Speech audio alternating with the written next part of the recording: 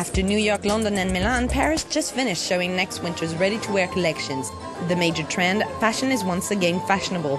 After 9 days of racing across the capital, thousands of hairpieces, millions of photographs, stars and businessmen were all celebrating the female body, freedom to dress as you please and the desire to change the world.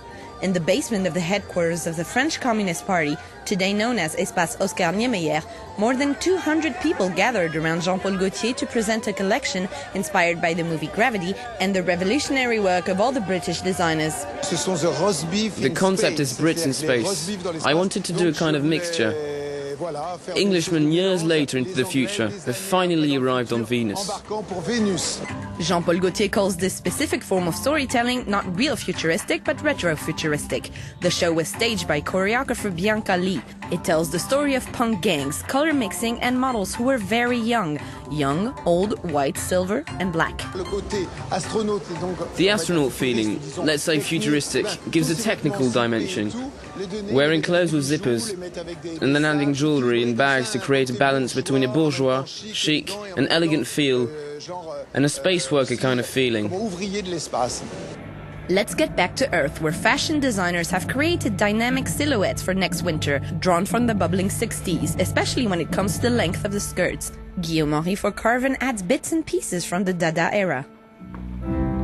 Take a look at the girls in the streets. There is something fresh, smart and spicy in a shorter look. I don't imagine something sexy or sensual. I see something tonic. All of the fashion designers are referring to strong artistic movements. Dutch Iris van Herpen has designed her collection in collaboration with the Belgian plastic artist LAURENT on the theme of inner peace. The models in blisters symbolize one of the great paradoxes in life. When we are vacuum-packed, we're at the same time under pressure and relaxed. It seems scarier than it actually is, because there's a good circulation of the air. The only thing that could be frightening at first is the pressure.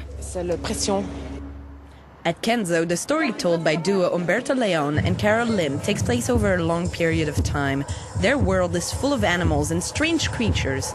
They collaborated with David Lynch for the setting of their first 3 collections this year. KENZO really immerses you in the experience at the fashion show of the story that they're telling, and it's really cool. The fact that this is part of a trilogy, a set design and everything by David Lynch, it's so awesome and it's so outside of the box. The shows are a very important part of the brand's communication strategy. Clients must be able to identify with the women on the catwalk. Californian Rick Owen has chosen not to use a traditional model agency. He hired members of his own tribe, his employees. I am not a model. I'm a real person from Texas. Rick's crazy. I turned 40 years old this year, and I'm walking a Paris Fashion Week show for my favorite designer. It's incredible. In order to boost their image, some brands hire stylists who already have their own brands for a longer or shorter period of time.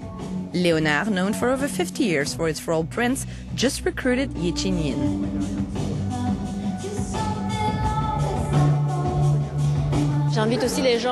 I encourage people to wear prints with an attitude, with a desire to become their own stylist, to mix and match different things.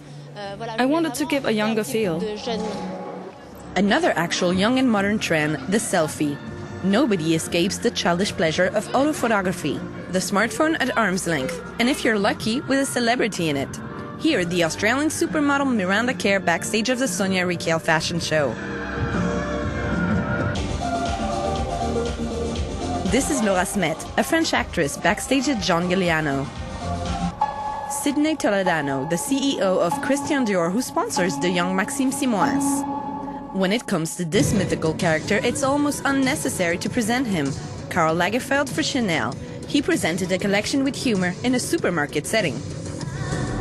The decor is essential. In 2007, Eddie Slimane presented his first Dior Homme collection in the Carreau du Temple covered market, a market where one would trade old linen, clothes and rags. Today, the Carreau du Temple has been completely renovated, and Eddie Slimane has taken over the creation for Saint Laurent. Short dresses, flakes, capes, doesn't it remind you of something? Well, the 60s. Not exactly like it was in the 60s, of course, but a revised and corrected image of it. And very well corrected, I must say. Well, I was born in the 60s, but it was good, really good. The 60s, swinging London, Vivienne Westwood. We are in the choir of the Protestant Reformed Church of the Oratory of the Louvre Museum, where the presentation takes place. The punk and rebellious Vivienne Westwood celebrating her 73rd birthday, always in company of her husband. He's 25 years younger than me, and in this collection he really took over, and so I had to be his assistant. Again, he went to look at Frederick Worth again. Frederick Worth, he thinks, is probably even greater than Saint Laurent, I've no idea, but one of the gods of fashion. The British-born Charles Frederick Worth invented the concept of haute couture in Paris 150 years ago. Vivienne Westwood pays tribute to him, and Jean-Paul Gaultier does so too with British fashion. The cycle of creation is endless.